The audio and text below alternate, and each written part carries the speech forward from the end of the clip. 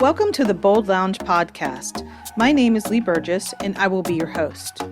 If you're anything like me, you love hearing inspiring stories of people who have gone on bold journeys and made a positive impact in the world. This podcast is all about those kinds of stories. Every week, we'll hear from someone who has taken the leap or embarked on an extraordinary journey. In addition to hearing their stories, we'll also learn about their bold growth mindset that they use to make things happen. Whether they faced challenges or doubts along the way, they persisted and ultimately achieved their goals. These impactful stories will leave you feeling motivated and inspired to pursue your own bold journey. I believe everyone has a bold story waiting to be freed. Tune in and get ready to be inspired.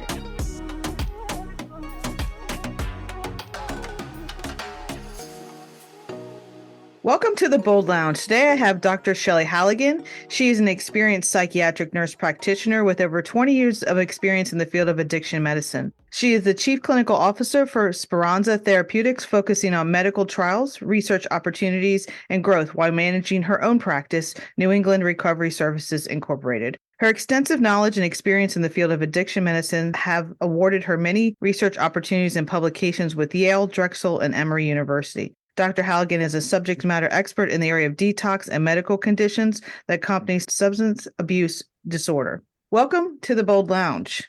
Thank you, Lee. Excited to have you, and we're going to kick right into your definition of bold.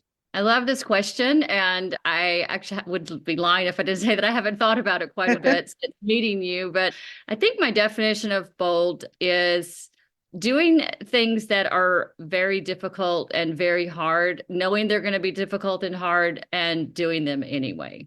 Okay. So you know that being bold isn't always easy. Most of the time it isn't. I would say that the majority of the time that it isn't. All right. So what is a memorable bold moment for you? You know, I have many, but the most recent, I had a very tragic fall last year, March of 2023.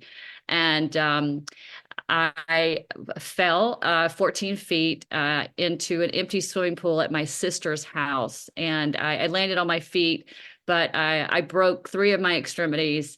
I ended up in the trauma ICU in Florida and was absolutely terrified.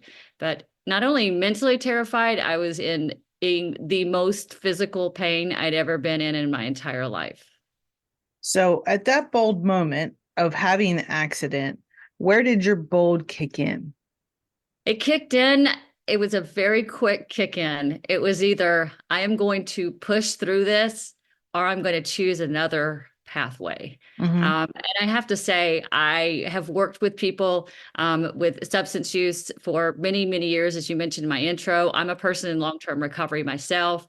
I've been through a lot of bold moves in my life. Mm-hmm. I've been through a lot of tragedy. I was thinking about it the other day, and I think I've lived most of my adult life in some sort of traumatic state, like an active traumatic state. So active alcohol use, active domestic violence, active unhappy marriage. So a lot of active trauma use in my adult life, whether it be substances or behaviors. So for me to have gotten into recovery in my 30s and have been sober for many years by the time this accident happened, I got to tell you, the second you're in that excruciating pain, your brain goes right back into knowing, I know what will fix this. And you know, it's a scary thought. It's a scary thought. I will lose everything. I will throw everything away by picking up a drink. But that doesn't mean that I still don't have the brain of someone that knows, I know what would fix this pain, and I know what will make me disappear, because that's really what pain is. You want to disappear from it. Yeah, you want to escape it, right? Right. I have recently read, and I thought it was said really well, it becomes a boundary. Like, I'm not thinking anymore. I'm not dealing anymore. I'm not going to have to feel this anymore. And here you are after an accident in recovery, and you know what to do, and you've been doing it for years. And here's your brain saying, I know what will fix this. That's exactly right. And then you have to actually manage your brain, which is a lot of the things I think people really don't understand is like we have these situations, and I'm going to take it way back from something as serious as an accident or an addiction, but just to kind of things that they do on a daily basis. And I often say to my coaching clients, well, that's a choice. That's a Hmm. choice you made, So let's unpack why you made that choice, right? So you chose to be bold in the moment that you were in this very unexpected accident. So in the sense of that, like you chose to move forward. So when it comes to recovery, and we can either use recovery from the accident, recovery from addiction, what are some of the things that you used out of your toolbox, to kind of be able to pull you through? I mean, it hasn't even been a year. It And I saw hasn't. you walk into a bold table just in November. So I'm pretty excited Right. to see you walk into the next one in a few weeks too. So like, what is it that you have or that you've learned that you can share with us that we can maybe use when we're trying to get through moments? And obviously there are professionals involved in a whole process when it comes to addiction. So I'm not just saying do this on your own. But there's some things in there in the toolbox that some of us can use for like our everyday challenges that we're trying to move through. Yeah. And I think that trauma is trauma is trauma. That's the Mm-hmm. bottom line. So whether you're experiencing trauma from a physical accident, whether it was your situation or your circumstances perpetuated, so you got behind the wheel of a car and you had had a terrible accident while under the influence, or you had a slip and fall like myself. This wasn't even a slip and fall. This was just I took a step back and fell into an empty swimming pool, no substances on board whatsoever. So but it still was based in trauma. So the trauma of the fall, the physical fall, the substance use was based in trauma of a sexual assault that happened early in my life. So trauma is trauma. And so what I did was I mentally went through the motions of what would this pathway look like, meaning lay in bed and take pain medication and just be a miserable human being. I know what that pathway looked like. And Mm-hmm. I didn't lay in bed and take pain medication all day, but I did drink alcoholically every single day. And I was miserable. And those around me were miserable too. So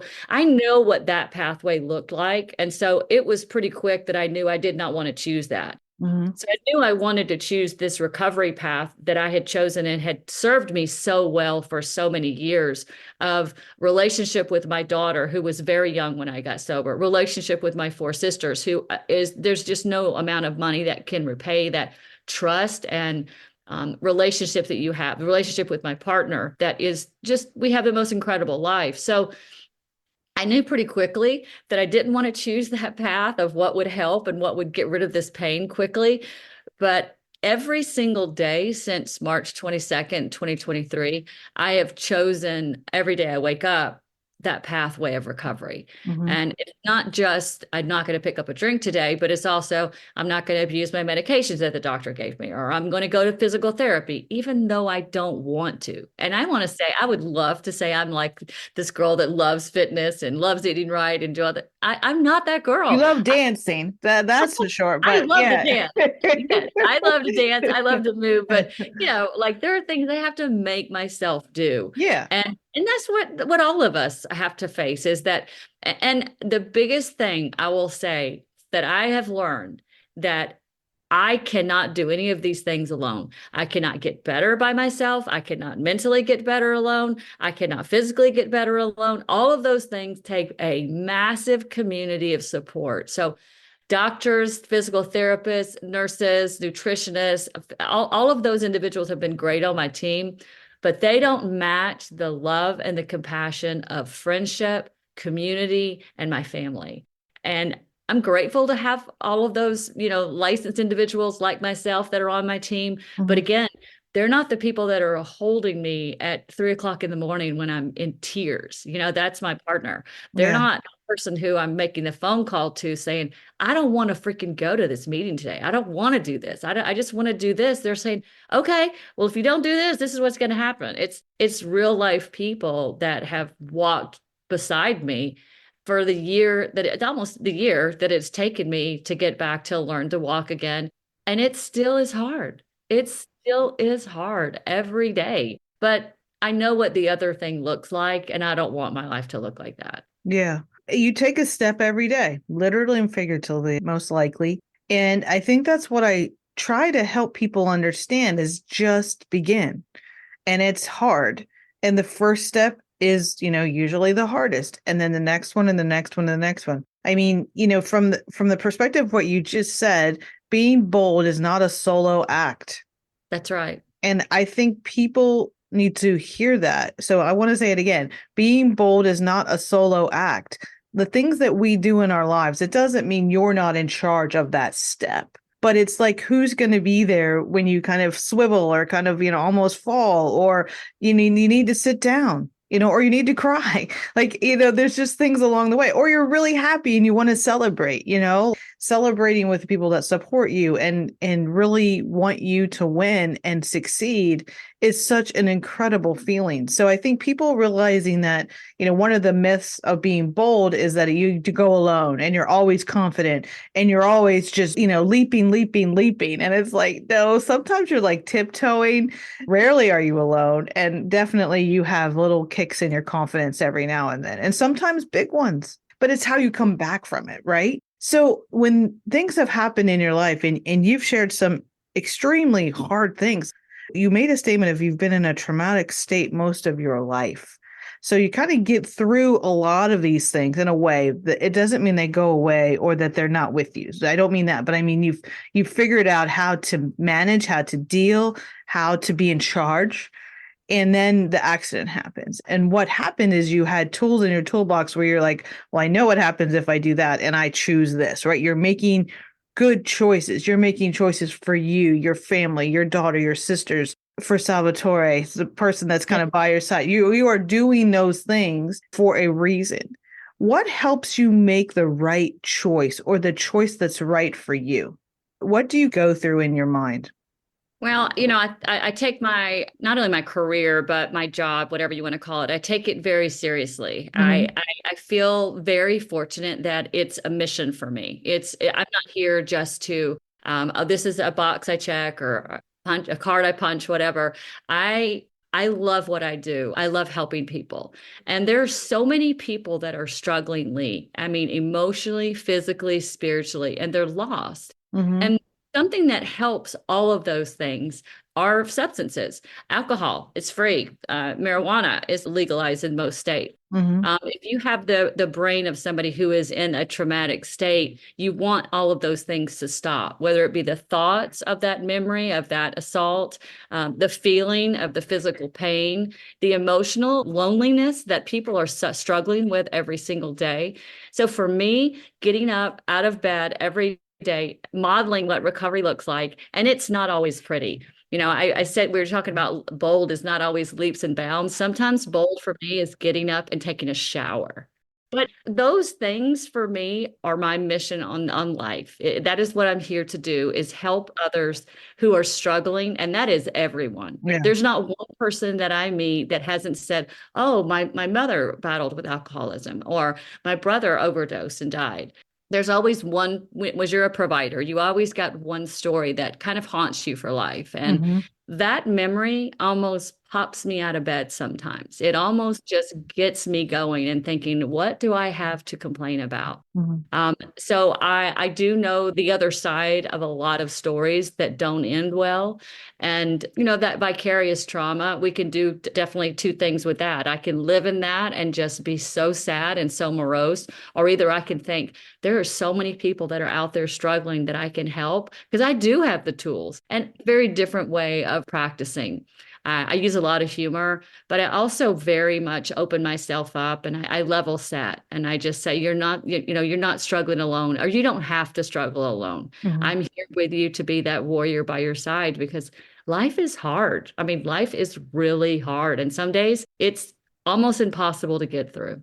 Yeah, I think one of the things you said there that's important is every day won't be a perfect day. Every day won't be exactly textbook of how you planned it. A lot of the days are not, right? So when you're thinking about getting through something or moving to the next level or taking the next step towards being healthier, it is going through the stuff that's hard and messy, not pretty. Meaning, and I don't mean you personally not pretty. I just mean the moment isn't exactly like we wanted it, isn't all set up, isn't like, oh, step one, step two, let me follow this chart. We have guides, we have maps, we have ways to do things and process that have been defined for us, right? But sometimes, most of the time, we're human. Right, And so exactly. we have these moments where we're just like, well, I didn't actually follow the plan, or I didn't make the right step, or maybe I stepped backwards instead of forwards. Mhm. But the thing is, you can start again. You just have to make that choice. And I think it's easier said than done. It absolutely is not something that's just like a, snap of the fingers. And so I think it's important for people to realize and to hear from you that it's hard. But when you do it, what does it feel like? What does it feel when you have conquered or managed or you're directing your life versus the trauma that's happened to you? For me, I mean, I know for a fact that it gives me such a feeling of ability to help other people, knowing that I can get through this. And a lot of times, Lee, when I do share my history and my story with individuals that I'm working with, or even not just in practice, but along the way, when I'll hear, other providers that will hear what things that I've gone through, they just you can't believe that someone has gone through all of this. But then there's somebody who has always gone through so much more, right? Mhm. And those are the stories that I'm just like, I lean into and I sit up and listen because those are the stories that inspire, really inspire you. So there's always another story I think that can inspire us even more. So Yeah. definitely don't go it alone and don't be afraid to laugh. I have laughed so much in the past 9 months of the things that have happened to me. Salvatore and I both. I mean, we just there's things that we just laugh about, I mean, helping me take a shower. I mean, that's not something you think is going to happen to you in your life, right? And Hmm. we had to rebuild part of our house so that I could get around and be able to do that. You didn't think you were going to do that before 60 years old, but here we Yeah. are. Yeah. It takes vulnerability. Oh, And I yeah. think that's one of the things that is important because in today's world, like everything's perfect, everyone's perfect. There's a filter for everything, but there's not a filter for real life. And I think sometimes I get really fired up about the AI stuff and how people have no imperfections or they look actually very different than who they really look like. Right. And that's just like an example of kind of things that aren't real, but people I think get this sense that you can, put a filter on your pain, put a filter on Mhm. your life. It doesn't do anything other than mask it. It comes back. It doesn't go away, right? So I think for people realizing that the healing and the time that like there is no way to filter this away. Like you have to deal with it, which is probably some of the hardest things to do is to know that you're in charge of it. So when it comes to that, like what are some of the things that you did to really know that you had to move through it, that you had to take the steps, that you owned it? One of the bold pieces of the bold framework, which you could be like a poster child for that is ownership. Like, what do I own? What do I not own? Right. And that's some of the things that I work through with folks is owning what they should and then making sure they disown what they should not. Right. So tell me a little bit about how you kind of move through that ownership piece, which gets you to the next step, which is healing, understanding. And probably it's an ongoing cycle of healing and understanding because some days things could kick up, most likely. Oh, definitely. And I hadn't experienced a winter until this year. So I hadn't understood what the pain was going to be like in cold weather, living in Connecticut. So I guess for me, every day I have had some setbacks, you would say, where I go to the doctor and I think the message is going to be one thing and the message is something else. Well, like I needed to have another surgery on my wrist. Was so not mentally prepared for that. And Yeah. what do? I give myself 24 hours. I give myself 24 hours to have a pity party if I want to. If I want to be angry, I get angry. I'm open about it. I'm not happy all the time about the things that have happened to me. I Right. wrote a not too long ago. Can anger and gratitude exist at the same time? And absolutely it can. I Yeah. can be grateful that I didn't have a traumatic brain injury, but I'm still pissed what happened to me. I mean, I'm still angry. And I think that's okay. And I love that you said that. Our children have it so different than you and I did, right? I'm almost 60, and I know, Mhm. when I wanted to go play with my neighbors, I ran across the street, rang the doorbell or knocked on the door, and we went and played for hours. We didn't play across the country, video games or whatever. And so we got to experience real life, and what it was like to look like, not your best hair day, whatever. No social media, No no social cell media. phones. Yeah, No, none like, of that, right? yeah, If you had somebody hopefully on your trip that brought a camera, because if they didn't, yeah, the memories. disposable kind. Exactly. Yeah, exactly. Those memories were lost. But Yeah. I take every day just as, okay, what is today gonna bring? Because I never know. I don't know. I don't know if it's gonna be one of these days where I'm putting music on, I am rolling around the house. I'm not quite there dancing, like you said earlier. Yeah. I so motivated by music, by the arts, by theater, things like that really get me excited. And so the thought of me dancing again, the thought of me dancing around my kitchen and cooking again and doing things that I can't do yet. And that's the big word that I put in front of it, yet. I Hmm. can't do this yet. It's not off the table. I haven't really accepted, and maybe this is part of a little bit of a denial in my head of that's not going to be me. That's not going to be me. The Hmm. description of what they told me in the emergency room isn't me. It isn't me. I'm They not told you the you wouldn't walk, didn't they would tell not you? walk. I Yeah. would not be out of a wheelchair, that I would never do these things. And I have to tell you, I remember very vividly because my pain was out of control, and everything is when you're in so much pain, everything is heightened senses. The Hmm. lights are bright. Everybody's talking too loud. Like, I felt like my gown was too loud. Like everything was just, nothing was good, Yeah. so I heard and remember every single thing. And my sister that was there with me, I'm one of five girls, so I have four sisters. So I saw my sister that was there with me, and when the doctor was talking to us both, she literally fell back against the wall, like she couldn't believe what she was hearing about her sister, and but I remember at that moment thinking, that's not going to be me. That is not going to be me. And every day I do the same thing. That's not going to be me. I'm not going to be on medication for the rest of my life. I'm not going to be walking with a walker. I'm not going to be in a wheelchair. I'm just not going to do that. And so there's some days I'm proven incorrect. And there's some days that I just am like, okay, I'm going to get up and do this again tomorrow. And that's all it is about. It's not beautiful. It's not what you see on social media. It is ugly. It is not pretty. And there's times that we would laugh hysterically, like I would try to get in the bed, or we just booked an Airbnb and we got there and the bed was literally like one of these old-fashioned high-rise beds. We laughed every night. We're like, well, that was pretty, Yeah. like, I mean, that much were pushing me into bed. I saw that going a different way, right? Yeah, I saw this being much different than it is. And that's literally how we have gotten through this. A lot Yeah. of tears, but way more laughter than tears. Way more laughter. I will get home from physical therapy and he's literally built me some new elaborate thing in the house or whatever, just so that I think things are easier for me. Yeah. And one thing that how he and I live our life together is it's not 50-50, it's 100%, 100%. He thinks of me 100% of the time. I Mhm. think about him 100% of the time. And it works for us. It really does works for us. Yeah. I wouldn't be as far, I wouldn't have come as far as I am without his humor, without his resiliency, because he is, when you have somebody like that in your life, and when you're that positive person, but you don't have somebody to match it, Hmm. it's really difficult. And yes, heartbroken, heart sick over what happened, but I'm not going to live in that. I'm not going to live in that sadness Yeah. because there's still a heck of a lot of fun stuff that we have together. Yeah. Just Pushing me in that bed.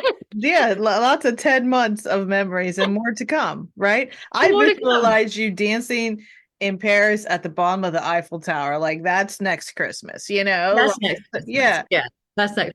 Yeah. So for me, like I definitely can see it. And I think there's times in our lives where we believe something that maybe 98% of the world does not, right? Mhm. And I think it's really important for people to realize the most important belief in your success is what you believe. Oh, Yeah, You believe you will make it. You believe you will get over it. You'll have good days, you'll have bad days, you'll have mediocre days, but you will not give up.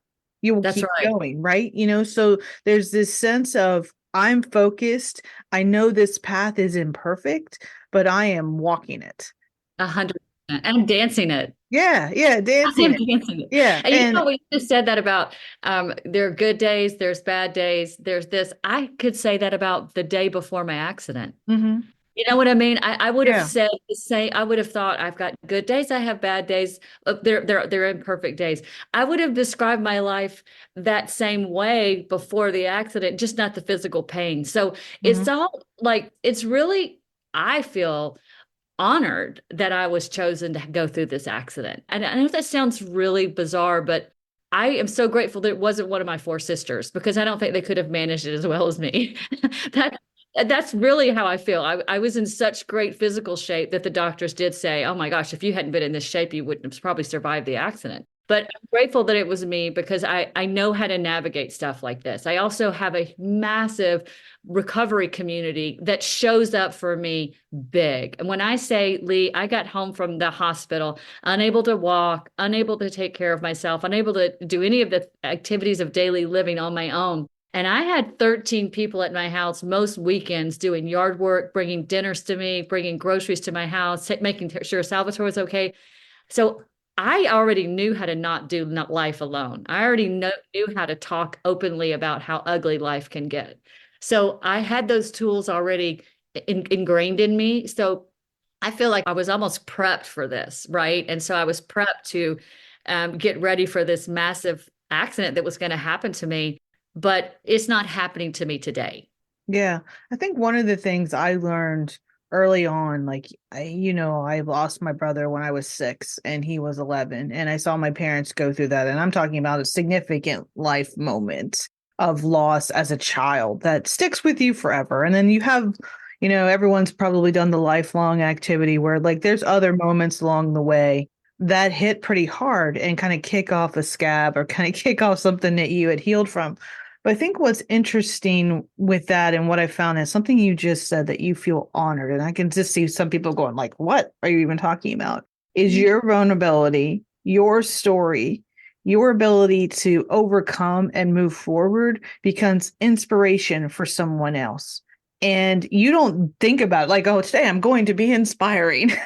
Like, no, today you're going to like live your life and you're going to go left, right, left, right, left, right as much as you can. And you're going to keep going. And that in itself, just you don't realize because you've opened up and shared your story around your traumas is inspiring other people. And so you're actually serving others just through your life journey. And you've been chosen to do that. I think when you said that, I really feel like he gave it to you because like you actually are strong enough to do it.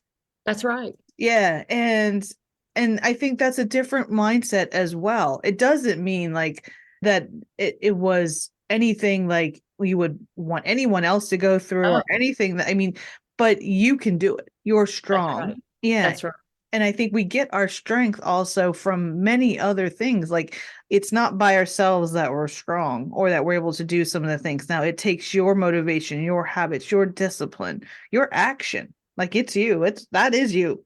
And I think it's just really important that, people understand that that vulnerability actually is a gift, and keeping things inside or not telling or sharing or even seeking help doesn't help anyone. So like being able Yeah. to open up, and if someone's listening and they want to ask for help, or they've always had the strong face, but they just need someone to know that they, need a little boost or need some help, or want to talk to someone. What guidance would you give them just to kind of take that first step? Well, the first person I asked for in the the trauma ER that I was sent to was a priest. I wasn't sure that I was going to live or not, but the only way I knew, this is just for me, that Mhm. I knew that I was going to get through this was with my faith. I have an extremely strong faith. So that was the first person. The ER doc was like, yeah, not your family, not your, you want, that's exactly right. Mhm. So I knew from that second, I needed help. So asking for help from your family, asking for help from your, EAP, your local community church. There's 12-step meetings across the globe, 24 hours a day. So if you're struggling with substance use disorder, all you have to do is go online and find a meeting. You don't even have to actually identify, but you can seek a lot of help through those types of meetings. Mhm. I also asked while I had been I spent 11 days in the hospital, but about day 3 or 4, I was basically organizing a support group on the floor. I, I asked the Love it. nurse, I said, "Do you not have a trauma support group for people who've just experienced this?" And she said, "We've never had anybody ask for that." So I was like, well, I think we should all get together in the cafe. Okay, there's a Zoom meeting at 3 o'clock. Exactly. I just need my laptop. Yeah. Well, and instantly they realize, oh, we have one of those on our floor.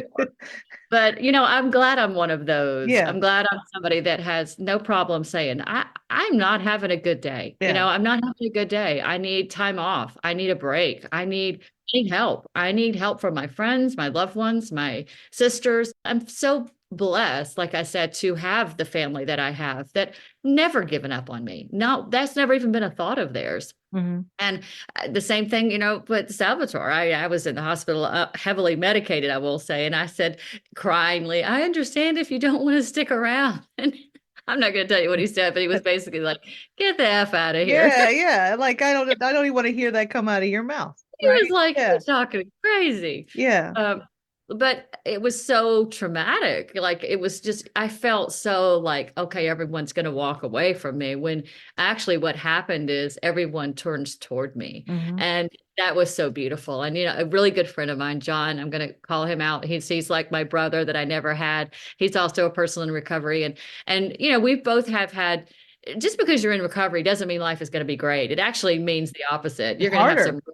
it is harder. Just, Yeah. yeah, you're sitting around and everybody's toasting champagne and you're sitting there like, this sucks. So Yeah. and it doesn't really, but there are moments when you're like, okay, this is not fun. I'm ready to go home now. Yeah.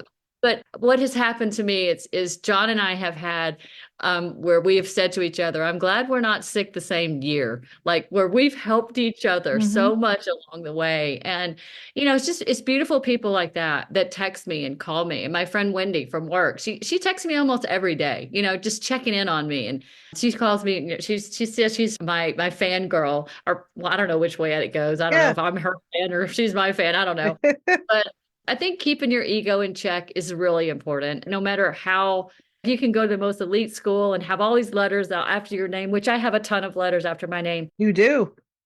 What I say is that means I have a lot of student loans, I hear that. you know, but it doesn't mean I have to lead with ego. And it doesn't mean you're not human, and it doesn't That's mean you don't right. feel pain, and it doesn't That's mean right. you don't get hurt or feel That's hurt. right. Yeah. Yeah. Or that I'm not going to fall into addiction. I think that's something that's so important here. And substance use does not discriminate. Accidents don't discriminate. Mhm. Divorce does not discriminate. And I know women, they're so embarrassed about losing their marriage or whatever it can be. It shouldn't be full of shame. We put shame around things that are just life things that happened. And Mhm. why we put shame and guilt on something that people struggle with. I think that is so important for people to hear, because I think that shame becomes a barrier for them getting help, It does. right? Like I'm embarrassed, or I feel shameful, or I don't want people to know this about me because then they'll think X, Y, or Z. And you just have to break that. And it is not easy to say, No. and it's vulnerable, and it's crappy feeling, and it's just like it is not always, like, oh wow, I feel so free.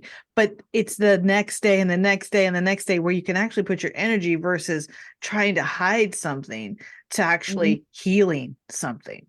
Right. Right. And that's the message. So don't be embarrassed. Don't think that you're the only one. If I'd had a sponsor early on in my recovery that said, if there's a name to it, somebody did it before you. Mhm. So I love to say to her, I'm not much, but I'm all I think about. So ask for help, Yeah. be super vulnerable. And then what you get to do as a result of that is exactly this: get invited on some amazing podcast that you have the opportunity to help another human being. There is no greater gift on this earth than to help another person. Mhm. There isn't. There's not another gift ever. If I can help and save another person's life, if I could help them from suffering in shame and in silence, when those things should not happen, they should be raising their hand saying, I need help, Mhm. so that we can help each other. Yeah. One of the things you said that will probably end on and most likely be at least a potential title of your book is the power of yet. Mm. So you adding that word on the end of a sentence, I can't walk yet. I can't dance like I used to yet. I can't run like I used to yet. I'm not as healthy as I was yet. Like whatever, however you want to use that word, but that word is a very powerful word. What advice would you give someone on how to use that word? You have to put something in front of it first. So, I want to be able to I want to be able to dance. I want to be able to run again. I want to be able to jump. There's things that I can't do yet. So, when I go to physical therapy, I have a list of questions and I have a list of things that I want to accomplish. Mm-hmm. So, every time my physical therapist, his name is John, and he's a great guy. And he's very dry. And like I will ask him every month, when am I going to be able to run again? And he'll say things like, can you jump? And I'm like, no. Okay. And those are just little things. So Yeah. I don't know until I ask the question, right? So I have to be able to define what is it that I really want to accomplish. Do I want to be able to open my own business? Do I want to get down to the weight that I was in college? I don't, whatever you want to put around it. So I got to have something in front of it and then develop a pathway to get there. Yeah. As a coach, I'm sure all the time. Well, what is it that you want to brand? Let's see. That's a really hot topic, right? Yeah. You want to brand yourself. Well, what is your brand? Yeah. What are you What do you want to be for? known for, right? What is Yeah. it? Yeah. What makes you different or authentic or, what makes you you? And why is it your mission, right? Why is it? It's like for me, I mean, it was very, I fell into this literally. Like it was something that happened. I found myself a difficult time finding recovery through the medical community. So I sought it elsewhere. And so then I wanted to be that missing piece in the medical community where somebody could say, I've never had a doctor talk to me like you, where I'm like, of course you drink too much. You've been sexually assaulted. Or of course you have been drinking yourself the past 3 years because you lost a child. Like I absolutely let them know it's okay to be broken. It's okay to absolutely be broken because we're all broken. It's just a matter of how are we going to fix this or can we fix this? What can we do to get better? And so for me, it's those little bitty questions. Okay. So right now I was asking the question of when am I going to run when I couldn't even walk? So I had the questions not in the right order. So I needed to have somebody tell me, get this, do this, do this, and do this. So Yeah. I don't know if I'll ever be done. I don't want to ever be done. I love pushing it as far as how far can I go to school or how maybe can I do this or can I do that? So I really enjoy being able to finish that sentence, but I'm sure once that dancing has happened again, I'm going to add another yet to it, right? Yeah. You keep moving, you keep setting, the next goal. And I think one of the things that you said around the power of yet is, like you said, I want to run. And someone says, well, can you jump? Because that's a predecessor for running, putting the stress on, on your knees and your legs and those sort of things, in addition to the things that go along with it. But sometimes we think, okay, I want to do X, but we don't think about what do you need to do before that. We have this big goal and then we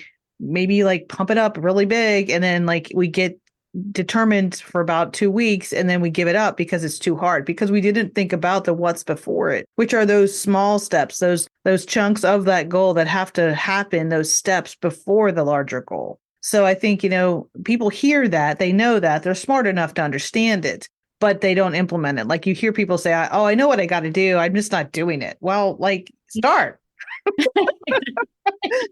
What's keeping you from starting? Yeah. So let's talk about that, so, Right. what's getting in the way? So much that can be learned from you. I really do. I hope you write a book because I think so many people could learn from your journey and the scale of Shelley could be just times 10x. And I think just being able to share your message is so inspiring. I'm honored to have you on the Bold Lounge and for you to be able to share it with us today. Thank you so much for being on the Bold Lounge. All the information about Shelley is down in the episode notes. You can contact her there and reach out to her.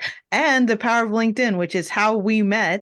That's right. Connected, and your video of you taking your first stand up Yep. must have been on your porch. I was my back porch. Yeah. Yep. So that's how we connected. And I was like, this lady needs some bold merch. And so I set it out to you, and then here we are. That's right. And I want to say how many times I've worn that bold merch to my physical therapy, and everybody's like, I love that. I love it. I'll set him up. Tell John he's probably earned a sweatshirt and Salvatore. So let me know what they need. That's right. I definitely will. But it's an honor to be here. And I really do. I admire you and your daughter. So beautiful, your family and what you've gone through. And I think about, you mentioned about losing your brother and again, those trauma, they leave marks. Mm-hmm. They leave marks, but those scars are what are so attractive to me. Yeah, we all are broken. I think that's what you said. And when you said it reminded me of there's actually an art where they break a bowl and then they put it back together with gold. Yeah. That was totally we're all broken, but we're all put back together, and we could be stronger even in pieces than we were whole. Absolutely. Yeah. Really just hoping someone hears us today, reaches out to someone who can help them, or just asks for that help, or takes that first step towards where they want to go. Thank you so much for being on the Bold Lounge. Thank you, Lee. Thank you for listening to the Bold Lounge podcast. Through the continuum of bold stories, vulnerability to taking a leap, you will meet more extraordinary people making a positive impact for others through their unique and important story. By highlighting these stories, we hope to inspire others and share the journey of those with a bold mindset. We hope you've enjoyed this podcast and look forward to sharing the next bold journey with you.